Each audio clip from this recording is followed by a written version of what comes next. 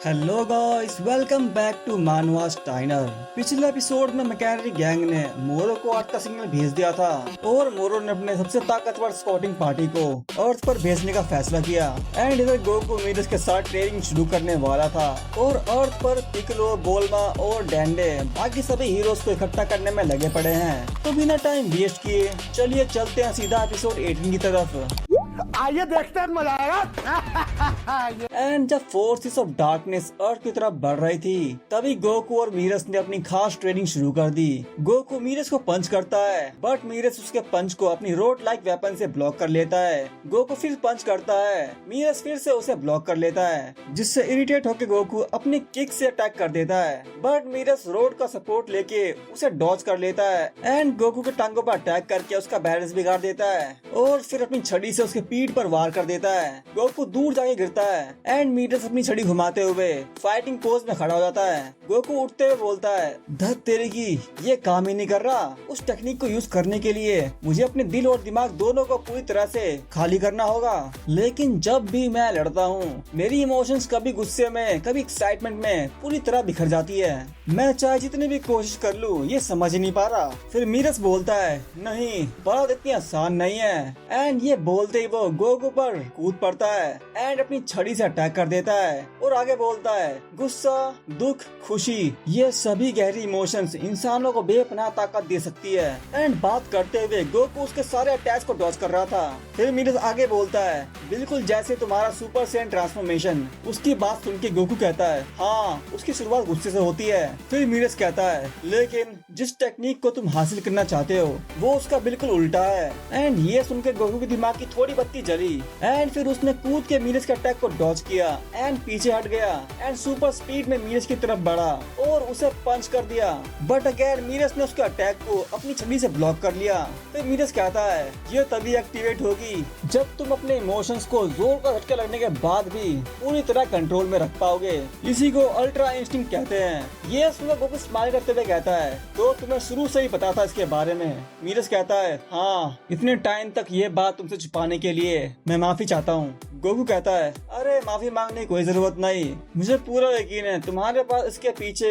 कोई वजह जरूर रही होगी। मीरस कहता है, हाँ बिल्कुल। फिर गोकू बोलता है, बस अब और कुछ कहने की जरूरत नहीं, मुझे पहले ही पता है तुम एक अच्छे इंसान हो और मोरो को हराना तुम भी उतना ही चाहते हो जितना मैं। मेरे लिए इतना ही काफी है। गोकू का बड़प्पन देख के मीरस हैरान था। फिर गोकू कहता है, तो इन सब बातों का भूल जाओ और चलो दोबारा ट्रेनिंग शुरू करते हैं, हमारे पास ज्यादा वक्त नहीं है। मीरस बोलता है, ठीक है, अब मेरे सारे डाउट्स खत्म हो चुके हैं, मेरे पीछे आओ गोकू। फिर मीरस गोकू को एक पिरामिड के अंदर ले आता है एंड गोकू के अंदर घुसने के बाद मीरस गेट लॉक कर देता है एंड गोकू पिरामिड के अंदर का नजारा देख के हैरान था क्योंकि वो जगह बिल्कुल हूबहू हाइपरबोलिक टाइम चैम्बर की तरह थी। फिर मीरस कहता है, अब से तुम्हारी ट्रेनिंग इसी जगह पर होगी। गोकू सरप्राइज होकर बोला, ओ मैं इस जगह को अच्छी तरह से जानता हूँ, ये तो हाइपरबोलिक टाइम चैम्बर है ना? मीरस कहता है, तो तुम इससे पहले से वाकिफ हो, बाहर की दुनिया का हर एक दिन यहाँ के 3 दिनों के बराबर होता है। ये सुनकर गोकू शॉक्ड होकर बोला, क्या सिर्फ 3 दिन? खैर थोड़ा एक्स्ट्रा वक्त मिलना भी ना मिलने से तो बहुत बेहतर है। फिर मीरस कहता है, वक्त का धीरे चलना जरूर फायदेमंद है, लेकिन इस जगह की सबसे बड़ी खासियत कुछ और ही है। ये पूरी जगह बाहरी दुनिया से पूरी तरह से अलग और सील्ड है, मतलब मैं बिना किसी के पता चले अपनी पूरी पावर का खुल के इस्तेमाल कर सकता हूँ। गोकू बोलता है, ओ तो यहाँ बिल्कुल भी रोक टोक नहीं है। फिर मीरस अपनी फाइटिंग स्टैंस ले लेता है और कहता है, अब मैं अपना हर हुनर तुम्हें सिखाऊंगा, लेकिन ये ट्रेनिंग बिल्कुल भी आसान नहीं होगी, तो क्या तुम तैयार हो उसके लिए? गोकू स्माइल करते हुए जंप मार के मीरस से पीछे हट जाता है और फाइट के लिए रेडी होकर बोलता है, मैं तो पैदा ही ट्रेनिंग के लिए हुआ था। अब सीन अर्थ पर शिफ्ट होता है। सारी कहानी सुनकर क्रिलिन शॉक्ड होकर बोलता है, अरे यार ये सब एक साथ हजम करना काफी मुश्किल है। फिर बुल्मा उसे बताती है, तो बात ये है गैलेक्टिक पेट्रोल को इस वक्त जितने हो सके उतने फाइटर्स की जरूरत है। वैसे गोहान और टीएन कहाँ हैं? और वही हम मैकेनरी गैंग को देखते हैं जो कि एक बड़े से पिंजरे में कैद है। फिर क्रिलिन बोलता है, गोहान अभी अपनी कॉलेज लेक्चर में है, लेकिन लेक्चर खत्म होता ही वो यहाँ आ जाएगा और टीएन उसके पास मोबाइल फोन ही नहीं है, इसलिए हम उसे कांटेक्ट नहीं कर पा रहे। बुल्मा बोलती है, क्या सीरियसली आज के जमाने में भी उसके पास फोन नहीं है? फिर क्रिलिन पिकलो से पूछता है, क्या हमें यामचा को कांटेक्ट करना चाहिए? कोई सेंस है इस बात की? एंड तभी बुल्मा पीछे मुड़ के बोलती है, अरे जैको आ गया। फिर हम जैको को देखते हैं, वो अपनी स्पेसशिप से निकल के चिल्लाते हुए कहता है, ओए बुल्मा, मैंने तुमसे कहा था सारे पावरफुल फाइटर्स को इकट्ठा करो। बुल्मा कहती है, अरे अभी तो बस क्रेन ही आया है, क्योंकि उसके पास वैसे भी कोई काम नहीं था। क्या बोलूं मैं इस पे, क्या बोलूं क्या मैं इस पे, मैं कुछ बोल ही नहीं सकता। और ये सुन के क्रेन बोलता है, अरे मैं इतना भी फ्री नहीं हूँ। कैसे कैसे लोग रहते हैं यार यहाँ पर। चलो तुमको पागल कुत्ते का गाड़ी उठा के ले जाएगा, बता रहे हैं हम।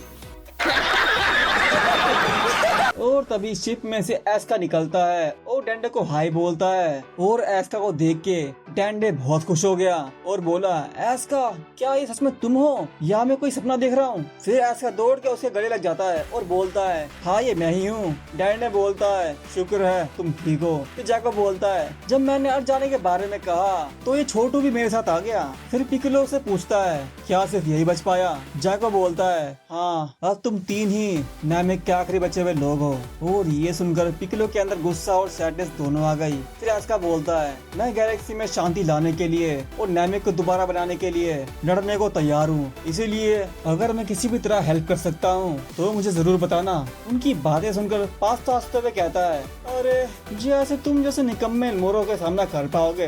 तुम्हारे पास बस दो रास्ते हैं, या तो हमारी बात मानो या फिर मरने के लिए तैयार हो जाओ, तीसरा कोई रास्ता नहीं, समझे? उसे देखकर जैको इरिटेट होके बोलता है, पास्ता, सच में यार तुम तीनों से यहाँ मुलाकात होगी ये तो मैंने सपने में भी नहीं सोचा था। फिर पास्ता बोलता है, अरे काफी टाइम बाद देखे छोटू। जैको इरिटेट होकर बोलता है, मैंने आज तक तुमसे ज्यादा किसी को जेल के लायक नहीं देखा, तुम्हारा जन्म सिर्फ जेल में सड़ने के लिए हुआ है। और ये सुन के पास्ता उसका मजाक उड़ाते हुए कहता है, अरे पगली इतनी तारीफ करे शुक्रिया। जैको बोलता है, जब सब कुछ ठीक हो जाएगा ना तब तुम तीनों को घसीटते हुए गैलेक्टिक प्रिजन में ले जाऊंगा। पास्ता हंसते हुए बोलता है, अरे लगता है तुम अब भी नहीं समझे, हमारी मेन फोर्स किसी भी दिन यहाँ पहुँचने वाली होगी। और ये सुनकर जैको शॉक्ड होके बोला, क्या? क्या? ये क्या बक रहे हो मादर? अरे तुम लोगों ने इनको मोरो से कांटेक्ट करने दिया? और ये सुनकर पिकलो थोड़ा गिल्टी फील करता है। जैको आगे बोलता है, ऐसी बात पहले बतानी चाहिए थी, मुझे तुरंत हेडक्वार्टर से कंफर्म करना होगा कि हमारी तरफ आखिर कौन आ रहा है। और फिर सीन स्पेस में शिफ्ट होता है जहां हम मोरो की भेजी हुई स्काउट की शिप देखते हैं। शिमोरेका, वो हरा कैरी जो शिप उड़ा रहा है, बोलता है, अर्थ? अरे मैंने तो कभी ये नाम सुना ही नहीं। युनबा, क्या तुमने सुना है? युनबा खाते हुए बोलता है, नहीं शिमोरेका, लेकिन उम्मीद करता हूँ वहाँ कुछ स्वादिष्ट खाने का जरूर मिलेगा। फिर शिमोरेका बोलता है, तुम्हारे दिमाग में खाने के अलावा कुछ और बात भी आती है? युनबा मुंह बनाते हुए बोलता है, नहीं। बिल्कुल नहीं, जेल से भागने के बाद सिर्फ वही बदबूदार एनर्जी बार्स खा रहा हूँ। एंड तभी 7-3 बोलता है, प्लेनेट 4032 ग्रीन 877, अपने स्टार का तीसरा प्लेनेट जो नॉर्दर्न सेक्टर के बाहरी हिस्से में मौजूद है। ये सुनकर शिमोरेका बोलता है, मुझे पता था ये जानकारी तुम्हारे पास जरूर होगी 7-3। फिर 7-3 बोलता है, डेटा के मुताबिक ये प्लेनेट अभी भी डेवलपमेंट स्टेज में है और इसकी कोई खास वैल्यू भी नहीं है। ये सुनकर युनबा मुंह बनाते हुए बोलता है, कोई वैल्यू नहीं तो मतलब वहाँ खाने लायक भी कुछ नहीं होगा।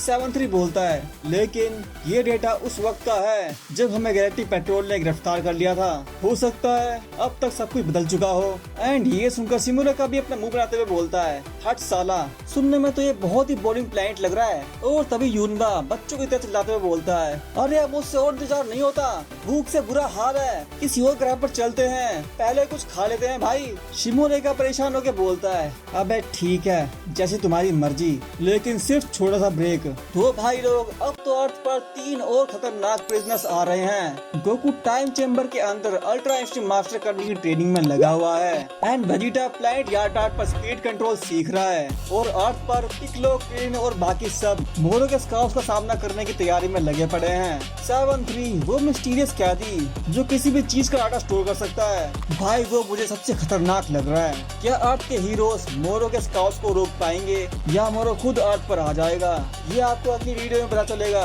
तब तक लाइक करो, सब्सक्राइब करो और अपने दोस्तों के साथ शेयर करो एंड कमेंट में बताओ 7-3 क्या ये मोरो आर्क का सबसे खतरनाक विलन है या नहीं। अपने थॉट्स शेयर करो। तो फिर मिलेंगे अगली वीडियो में। Till then stay healthy, stay safe, bye bye.